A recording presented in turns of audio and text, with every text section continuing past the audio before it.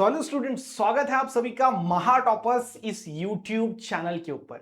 ये चैनल आपको आपके प्रिपरेशन के अंदर गेम चेंजर होने वाला है। इसीलिए इस वीडियो को अभी के अभी लाइक करके इस चैनल को सब्सक्राइब करके रखो। जो स्टूडेंट्स 2027 के बोर्ड एग्जाम में एकदम अच्छे मार्क्स देना चाहते हैं उन सब के लिए ये गोल्डन अपॉर्चुनिटी है।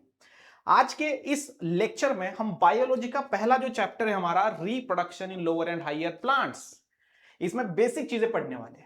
बेसिक चीज ऐसी कि ये चैप्टर आपको आधा समझा देगी। मतलब ये जो लेक्चर सीरीज हमने स्टार्ट किया है, इसमें ये समझने के बाद, ये वीडियो देखने के बाद, चाहे वो फिजिक्स हो, चाहे वो केमिस्ट्री हो, चाहे वो मैथ्स हो, चाहे वो बायोलॉजी का वीडियो हो चैप्टर का, आपको चैप्टर समझने में बहुत हेल्प होने वाली है ये वीडियो देखने के बाद, जो कि चैप्टर फर्स्ट का ये लेक्चर है जो बायो का है। ठीक, तो चलो फिर चालू करते हैं। और सबसे पहले ये चाहिए मुझे आप सबसे, देखो यार कैसे अभी नए नए स्टूडेंट्स आप हो, है ना, तो आपके साथ थोड़ा सा बॉन्डिंग होना चाहिए, एक दूसरे को समझना बहुत जरूरी है। तो मुझे ये जानना है कि आप आने वाले एग्जाम के अंदर जो 2027 के आप देने वाले हो उसमें कितना परसेंटेज लाना चाहते हो, कमेंट करके बताओ। देखूंगा मैं आपको उतना मिलते हैं क्या। ठीक है, चलो तो चालू करते हैं अपने आज के इस लेक्चर को, जिसका चैप्टर फर्स्ट पे ये पूरा लेक्चर होने वाले हैं। पूरा का पूरा चैप्टर का जो बेसिक होगा, बेसिक इन द सेंस जो कि इंपॉर्टेंट टर्म्स होगा, वो सारी चीजें हम कवर करने वाले। ठीक, और जो वीडियो का टाइमिंग हुआ आपको पता है 25 से लेकर 30 मिनट तक बेसिक्स जो जो इंपॉर्टेंट चीजें हैं इस चैप्टर की वो हम कवर कर लेंगे। ठीक है, रेडी हो?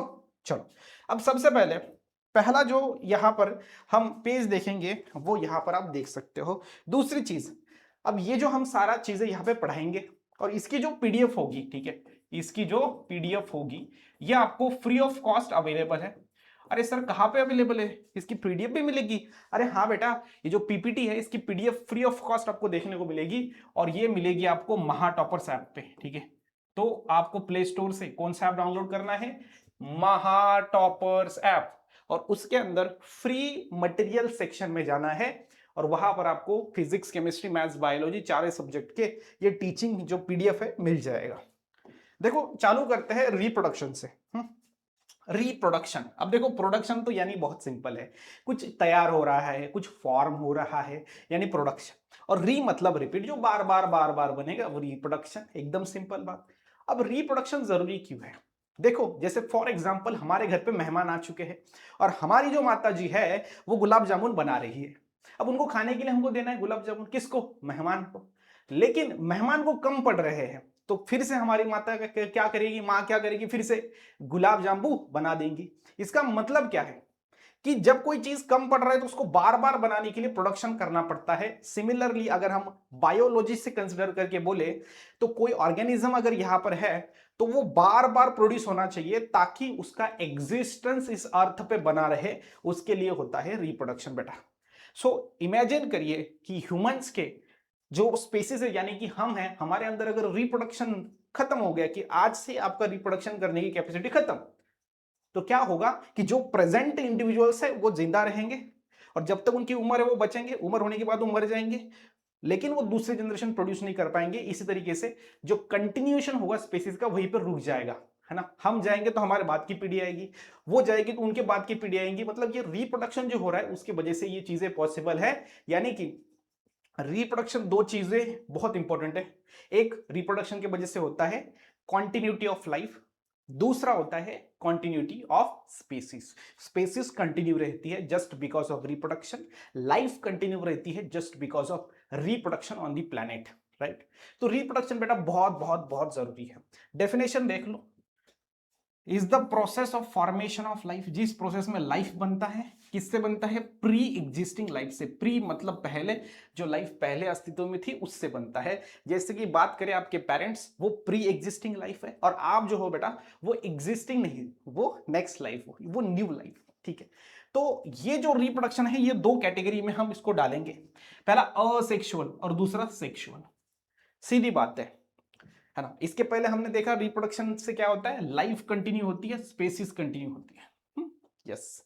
अब अगर हम दो टाइप की बात अगर हम करें यहाँ पे, तो असेक्सुअल में कोई भी गैमेट्स नहीं होते, है ना। यस सर, तो गैमेट्स जहां पर इन्वॉल्व नहीं है वो असेक्सुअल रिप्रोडक्शन, और जहां पे गैमेट्स इन्वॉल्व होते हैं, क्या गैमेट्स इन्वॉल्व होते हैं, वो क्या हो जाएगा आपका सेक्सुअल रिप्रोडक्शन। ठीक है, सो जहां पर गैमेट्स इन्वॉल्व है वो कौन सा है?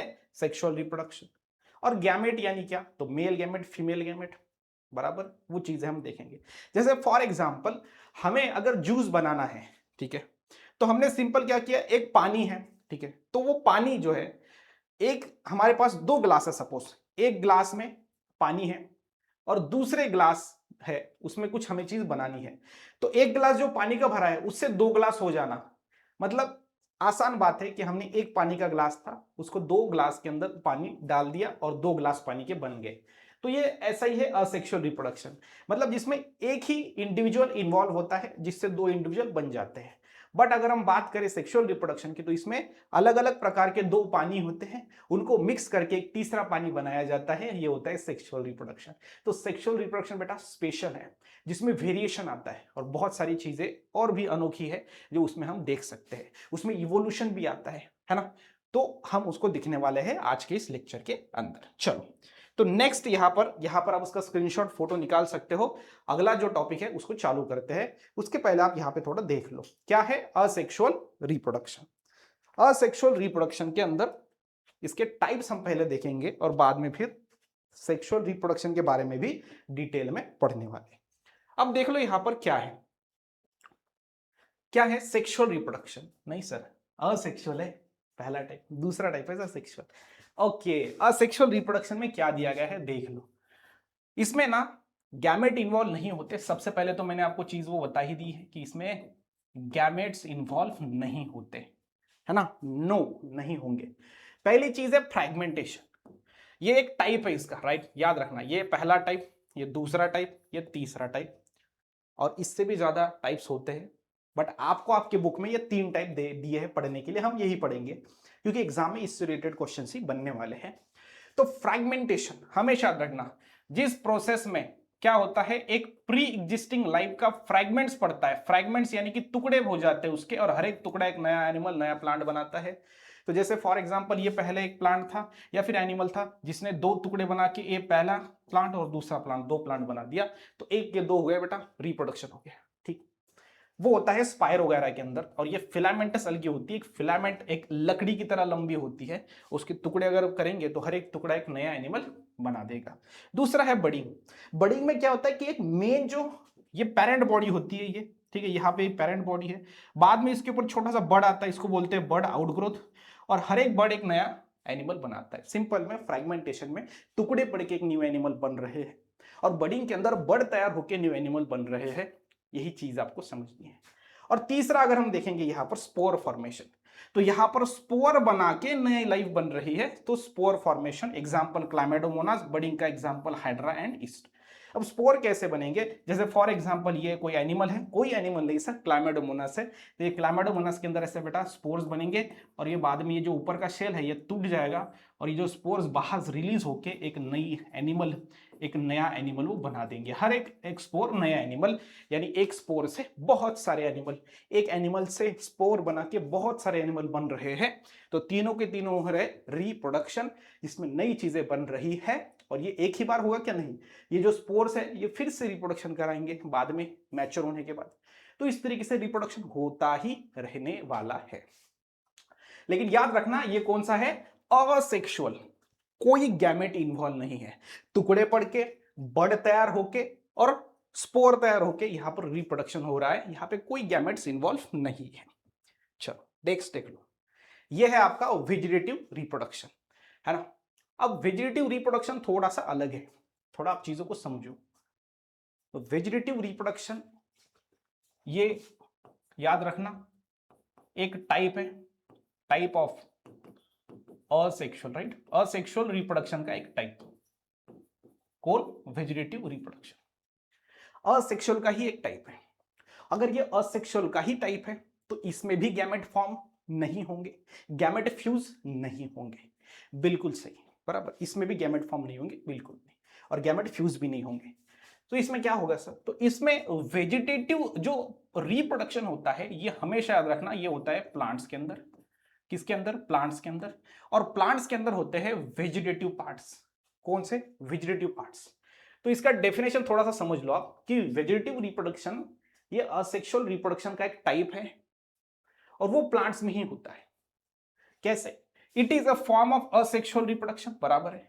Where a new plant are produced from the vegetative parts, याद रखना वेजिटेटिव पार्ट से एक नए प्लांट्स बनना मतलब वेजिटेटिव रिप्रोडक्शन। ये असेक्सुअल रिप्रोडक्शन का ही एक टाइप है, ये भी चीज अपने दिमाग के अंदर फिट बैठा लो। और वेजिटेटिव पार्ट्स कौन कौन से होते हैं प्लांट के पास? रूट्स, स्टेम्स, लीव्स, समझ रहे हो कि नहीं? हाँ सर।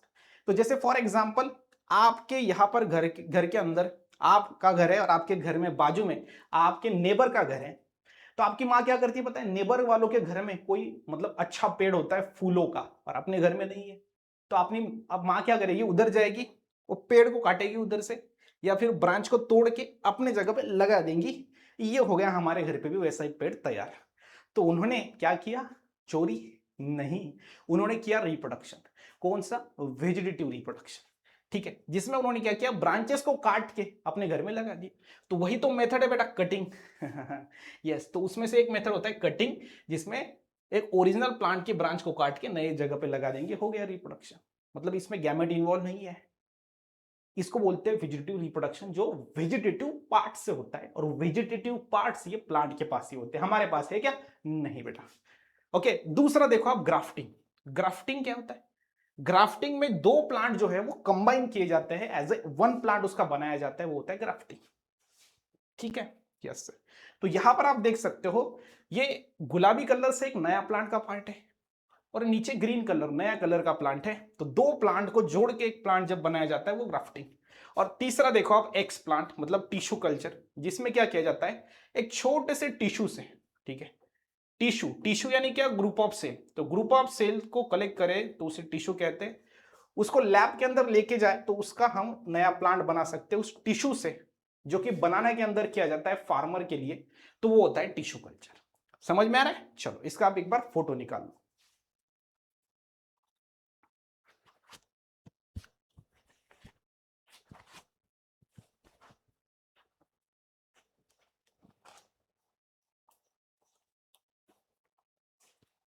चलिए अब हम थोड़ा नेक्स्ट कंसेप्ट देखते हैं, वो है सेक्सुअल रिप्रोडक्शन का। किसका?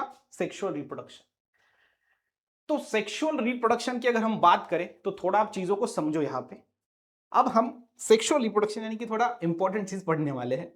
प्लांट्स के अंदर भी होता है और एनिमल्स के अंदर भी होता है। देखो, सेक्सुअल रिप्रोडक्शन अगर समझना है ना, तो आपको फ्लावर को समझना बहुत बहुत जरूरी है। फ्लावर, है ना? पुष्पा नाम सुन के फ्लावर समझे क्या? फायर है। अरे फायर नहीं, यहाँ पे फ्लावर ही है, ठीक है, ये चीज समझिए। तो फ्लावर के अंदर ये जो पार्ट्स हैं, अगर आपने ये नहीं समझे तो पूरा चैप्टर आपको नहीं समझेगा, मैं गारंटी के साथ बोल रहा हूँ। अब जिसको ये फ्लावर का स्ट्रक्चर समझ लिया ना, वो पूरे चैप्टर को बहुत ही बेहतरीन तरीके से समझने वाला है। तो ध्यान दो, ये बायसेक्सुअल फ्लावर है जिसमें मेल पार्ट भी है फीमेल पार्ट भी है, इसलिए इसको बायसेक्सुअल, बाय मतलब दो, सेक्स मतलब इंडिविजुअल, मेल फीमेल। तो इसमें सबसे पहले होता है अंदर वाला पार्ट फीमेल का, ठीक है, जिसमें होता है ये स्टिग्मा, शॉर्टकट में लिख रहा हूं, इधर स्टाइल होता है और इधर ओवरी होता है। ये फीमेल का पार्ट है। और मेल का पार्ट देखो, इधर ये इस तरीके से दोनों तरफ ये होता है। इधर एंथर बोलते हैं इसको, और ये इसको बोलते हैं फिलामेंट, ठीक है, ये जो डंडी वाला पार्ट है ये। अब दोनों को जोड़ दो, ये हो गया बायसेक्सुअल फ्लावर, ठीक है। अब इसके भी अंदर नाम आप देख सकते हो, थोड़ा अच्छे से समझो आप चीजों को, क्या समझना है कैसे समझना है देख लो। पहला, ये देखो, ये स्टिग्मा है, बराबर, ये स्टाइल है, ओके, और ये ओवरी है। Stigma, style, ovary, okay sir, done. उसके बाद ये तीनों को हम क्या बोलते हैं? पिस्टिल बोलते हैं, पिस्टिल। बस ये थोड़ा चीज समझना है कि इसको पिस्टिल भी कहते हैं या फिर इसको गाइनोशियम भी कहते हैं, पिस्टिल या गाइनोसियम, राइट? समझ में आ रहा है? यस। तो फीमेल का जो पार्ट है स्टिग्मा, स्टाइल, ओवरी, उनको कलेक्टिवली पिस्टिल या फिर गाइनोशियम कहा जाता है। अब मेल का भी वैसा ही है। मेल के अंदर जो एंथर है, जो फिलामेंट है, इन दोनों को कलेक्टिवली स्टेमन कहा जाता है, और स्टेमन को ही हम एंड्रोशियम भी कहते हैं। क्या बोलते हैं? एंड्रोशियम। डन है? Okay sir. तो ये हो गया मेल का पार्ट, ये हो गया फीमेल का पार्ट। दोनों ही चीजें अच्छे से समझनी है आपने, राइट?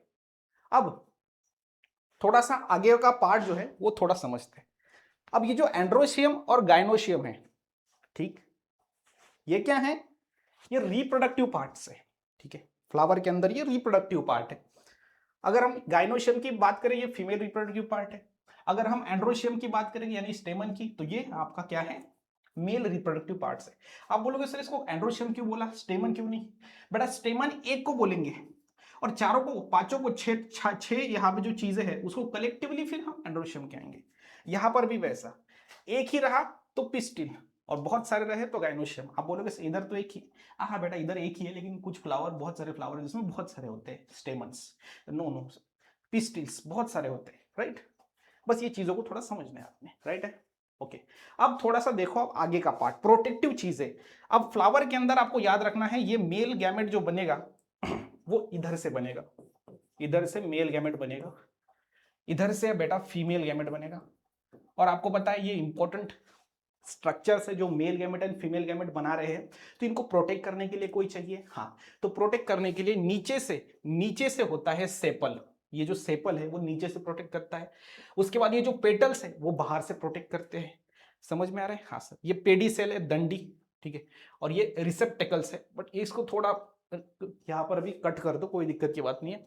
पेडिसेल, नीचे की दंडी, मतलब यहां पर पेटल्स एंड सेपल, ये अंदर के मेन जो रिप्रोडक्टिव व्हर्ल्स है उनको प्रोटेक्ट कर रहा है, प्रोटेक्ट कर रहा है। समझ रहा है कि नहीं? हाँ सर। अगर हम यहां पर हमारा जो फूल है उसके अगर पेटल्स को निकाल देंगे तो अंदर का फ्लावर को, अंदर के जो male reproductive and female reproductive parts है उसको प्रोटेक्शन रहेगा क्या? नहीं, ठीक है। यस। अब इसमें थोड़ा याद रखना है आपको कि ये पेटल को ही हम कोरोला कहते हैं, कोरोला, कोरोना नहीं है ना, कोरोला। और हम सेपल को कैलिक्स कहते हैं।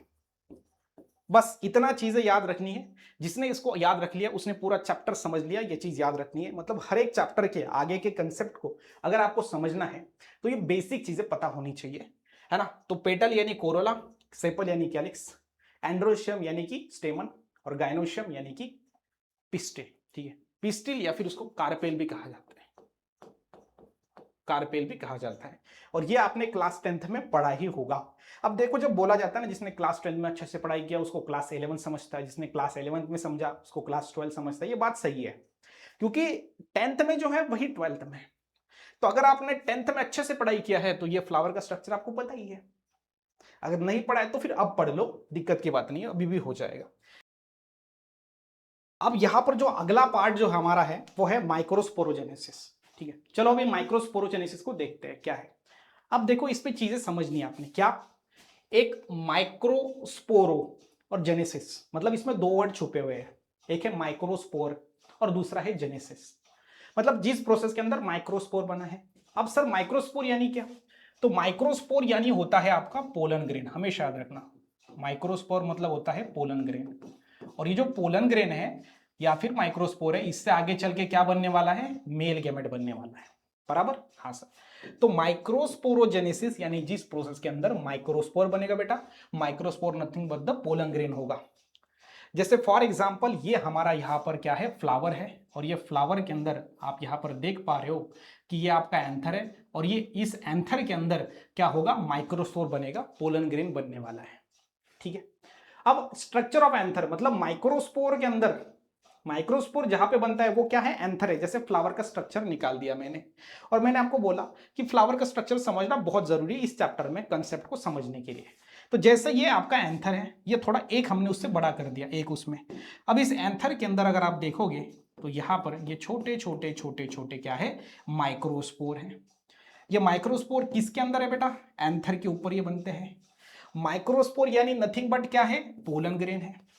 और ये माइक्रोस्पोर और पोलन ग्रेन से आगे चल के क्या बनने वाला है? मेल गैमेट बनने वाला है।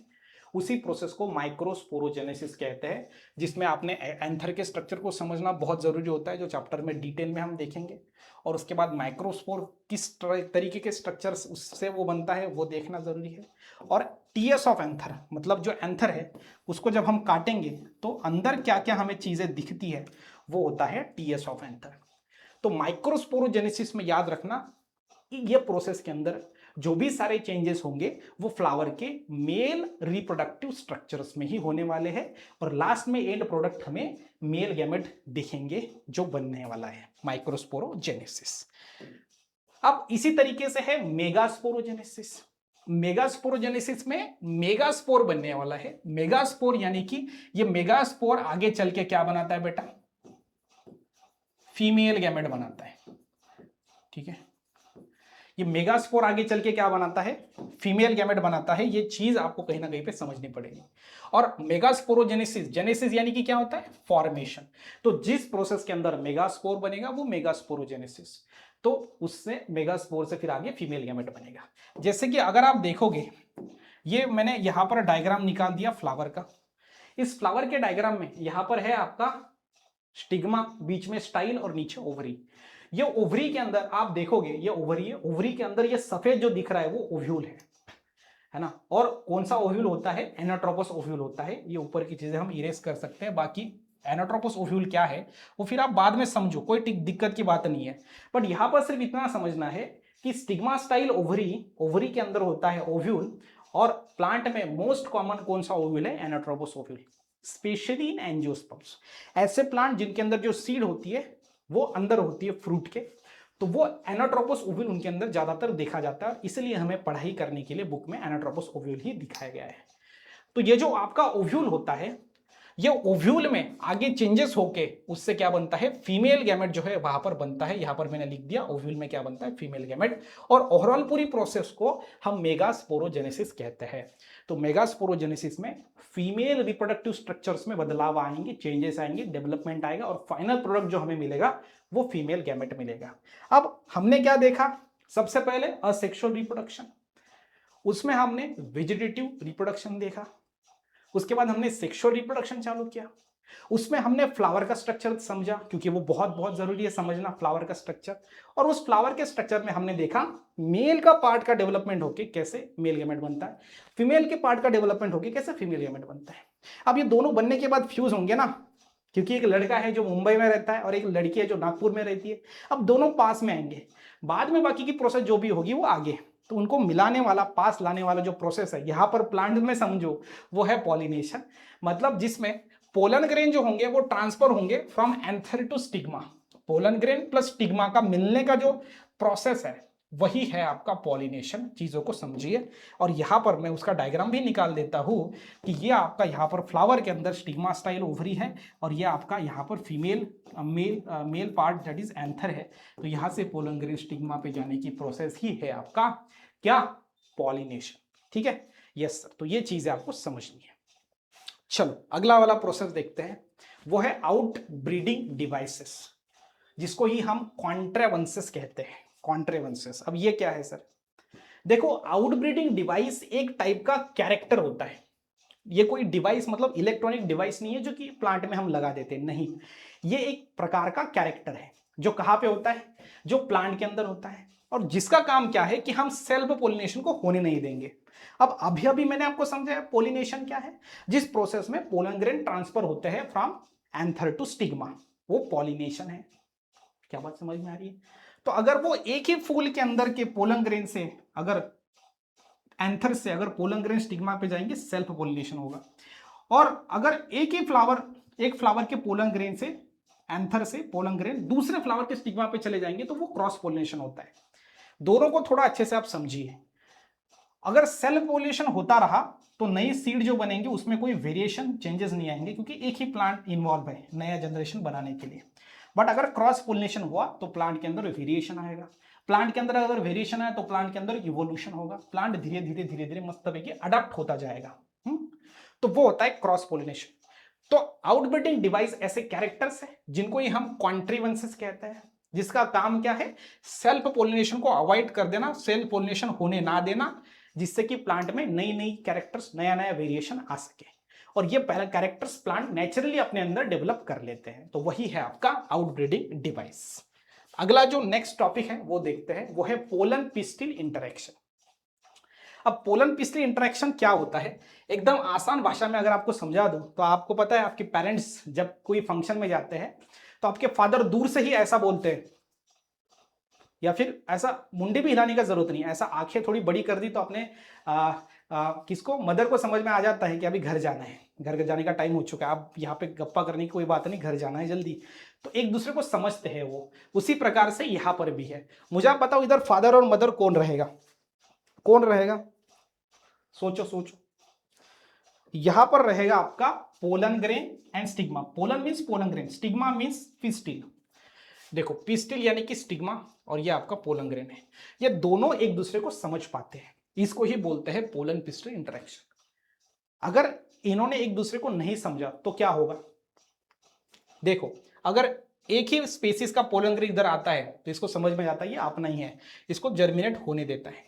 अगर दूसरे स्पीसीज का आया, ये गुलाबी कलर मतलब दूसरा स्पीसीज का प्लांट, तो उसको वो जर्मिनेट नहीं होने देता, क्योंकि अगर ये भी जर्मिनेट हो गया एक दूसरे को और इसने नहीं समझा कि ये अपने फ्लावर का स्टिग्मा का, अपने फ्लावर का पोलन ग्रेन है या फिर दूसरे फ्लावर का, अगर नहीं समझ में आया तो क्या होगा कि इधर से पोलन ग्रेन आएगा तो वो भी जर्मिनेट हो जाएगा, तो नया प्लांट जो बनेगा आधा गुलाबी आधा सफेद, तो इससे कैरेक्टर मिक्स होने लगेंगे। हर एक प्लांट के अंदर मिक्सचर ऑफ प्लांट हमें देखने को मिलेंगे, जिसमें कि एक यूनिक आइडेंटिटी जो है प्लांट का वो बचा नहीं रहेगा, है ना। ठीक है, तो ये बहुत मतलब प्रोसेस छोटी है लेकिन इसका इंपैक्ट बहुत बड़ा होता है नेचर के ऊपर, है ना। तो मिक्सिंग ऑफ कैरेक्टर हो जाएगा, किसी भी स्पीशीज का यूनिकनेस नहीं रहेगा और इसमें आपस में इंटीग्रेट होकर पूरी इकोसिस्टम भी कोलैप्स हो सकती है लार्ज स्केल पे। जैसे कि आपको पता है एनिमल्स आपस में क्रॉस ब्रीडिंग नहीं करते, मतलब नेचुरली नहीं करते, वो हम आर्टिफिशियली करा सकते हैं लैब के अंदर या फिर पर्टिकुलर बायोटेक्नोलॉजी के अंदर, बट वो नेचुरली नहीं करते क्योंकि वो बहुत बहुत जरूरी है। क्योंकि अगर सब लोग आपस में इंटीग्रेट करेंगे, आपस में क्रॉस ब्रीडिंग करेंगे, तो उससे जो है वो किसी भी स्पीसीज का यूनिक आइडेंटिटी नहीं रहेगा और पूरा इकोसिस्टम कोलैप्स हो सकता है। तो यह है पोलन पिस्टिल इंटरेक्शन जो प्लांट में बहुत बहुत जरूरी है। नेक्स्ट हम देखते हैं डबल फर्टिलाइजेशन, और डबल फर्टिलाइजेशन के बाद एक छोटा सा तीन हम यहां पर प्रोसेस देखेंगे। अब डबल फर्टिलाइजेशन यानी क्या, डबल फर्टिलाइजेशन यानी दो बार होने वाला फर्टिलाइजेशन। अब फर्टिलाइजेशन यानी क्या कि जिसमें मेल गैमेट फ्यूज हो जाते हैं। अब जैसे पोलिनेशन हो गया तो वो पास में आ गया, अब वो फ्यूज होंगे, फर्टिलाइजेशन होगा। तो दो बार फर्टिलाइजेशन क्यों होता है प्लांट में, समझो। क्योंकि प्लांट्स के अंदर याद रखना, पहला फर्टिलाइजेशन जब होता है बेटा, फर्स्ट फर्टिलाइजेशन, तो उसमें बनता है embryo. Embryo is nothing but the seed, उससे फिर नया प्लांट अपने आप बन जाता है उस एम्ब्रियो से। और जो दूसरा फर्टिलाइजेशन होता है उसमें बनता है उसका खाना यानी एंडोस्पर्म। ठीक है, उस एंडोस्पर्म की वजह से, endosperm is nothing but the food है, किसका, एम्ब्रियो का फूड है। क्योंकि आपको पता है प्लांट के अंदर अगर सीड है, उस सीड को अगर खाना खाना है, जैसे कि एनिमल के अंदर बच्चा होता है तो बच्चा रोता है खाने के लिए, सीड थोड़ी रो सकता है। इसलिए प्लांट क्या करते हैं, दो बार फर्टिलाइजेशन करते हैं। पहले फर्टिलाइजेशन में वो क्या करते हैं, बच्चा बनाते हैं, और दूसरे फर्टिलाइजेशन में बच्चे का फूड बनाते हैं। समझ में आ रहा है, बिल्कुल सर। और ह्यूमंस के अंदर एक ही बार फर्टिलाइजेशन होता है क्योंकि उसमें एम्ब्रियो बनता है, एम्ब्रियो के बाद में फिटस, और उसको हम खाना खिला देते हैं। इसलिए डबल फर्टिलाइजेशन बहुत बहुत इंपॉर्टेंट प्रोसेस हो जाती है प्लांट्स के अंदर, जिसमें आप देख सकते हो ये बीच में सीड है और उसके अराउंड में जो पार्ट है वो एंडोस्पर्म है, मतलब सीड का फूड है। लेकिन हम ही कभी कभी क्या करते हैं, इस एंडोस्पर्म को खा देते हैं। ठीक है, तो ये चीज समझनी है। नेक्स्ट हम देखते हैं आपका यहां पर लास्ट के तीन प्रोसेस। पहला है अपोमिक्सिस, दूसरा है पार्थिनोकार्पी, और तीसरा है पॉलीएम्ब्रियोनी। अपोमिक्सिस यानी क्या कि जिस प्रोसेस में जो सीड है वो बनेगा विदाउट फर्टिलाइजेशन, वो है अपोमिक्सिस। जिस प्रोसेस में फ्रूट बनेगा विदाउट फर्टिलाइजेशन वो है पार्थिनोकार्पी, और जिस प्रोसेस में मेनी एम्ब्रियो होंगे सीड के अंदर तो वो होता है पॉलीएम्ब्रियोनी। और मैंने आपको पहले ही बताया बेटा कि embryo is nothing but the seed, embryo से आगे चल के सीड बनता है और सीड से आगे चल के प्लांट बनाता है। बराबर है कि नहीं, बिल्कुल सर। तो मेनी एम्ब्रियो जब होते हैं किसी फ्रूट के अंदर तो उसका सर्वाइवल उस स्पीसीज का बढ़ जाता है। जैसे एक स्पीसीज के अंदर एक फ्रूट है, उसके अंदर एक ही सीड है, तो अगर वो एक सीड है वो अच्छे से ग्रो कर लिया तो उसका प्लांट बनेगा। लेकिन अगर वो सीड को कीड़ा लग गया तो वो सीड खराब हो गई तो उससे प्लांट नहीं बनेगा, अगली जनरेशन ही नहीं बनेगी। बट अगर उस प्लांट ने 5 सीड बनाई तो 5 में से एक सर्वाइव कर सकती है, 2 कर सकते हैं, तो सर्वाइवल बढ़ जाता है पॉलीएम्ब्रियोनी। इसलिए बहुत बहुत जरूरी है, जो कि लेमन के अंदर, नींबू के अंदर आपको देखने को मिलती है। पार्थिनोकार्पी में फ्रूट बनता है विदाउट फर्टिलाइजेशन, जैसे कि केला। अब फर्टिलाइजेशन ही नहीं हुआ तो एम्ब्रियो नहीं बनेगा, एम्ब्रियो नहीं मतलब सीड नहीं, तो इसमें सिर्फ खाना है, मतलब ऊपर का पार्ट एंडोस्पर्म, सीड ही नहीं है, इसलिए इसको सीडलेस फ्रूट भी कहते हैं। तो पार्थिनोकार्पी प्रोसेस होकर जो फ्रूट बनता है वो पार्थिनोकार्पिक फ्रूट होता है, वो सीडलेस होता है। उसके बाद पहला प्रोसेस है अपोमिक्सिस, जिसमें याद रखना सीड फॉर्मेशन होता है विदाउट फर्टिलाइजेशन। इसमें फ्रूट बनेगा, इधर सीड बनेगा, यही डिफरेंस है, बाकी सेम है। विदाउट फर्टिलाइजेशन ये चीज हो रही है, तो विदाउट फर्टिलाइजेशन हो रही है तो कैसे, तो यहां पर अनफर्टिलाइज्ड ओव्यूल डायरेक्टली आपका फ्रूट में कन्वर्ट हो जाता है, यानी कि सीड में कन्वर्ट हो जाता है, फ्रूट नहीं सीड, क्योंकि इस प्रोसेस में सीड बनेगा। Apomixis seed, parthenocarpy fruit, and polyembryony में मेनी एम्ब्रियो। बात खत्म है। तो इस तरीके से बेसिक चीज जो है हमने इस चैप्टर में देखी है। आई होप आपको ये वीडियो पसंद आएगा। अगर वीडियो पसंद आता है तो वीडियो को लाइक करें, साथ ही साथ महा टॉपर्स ऐप के ऊपर हमने क्लास 12 के बैचेस भी लॉन्च कर दिए हैं, तो उसको भी जाके एक बार प्लीज चेकआउट करिए। Link given in description.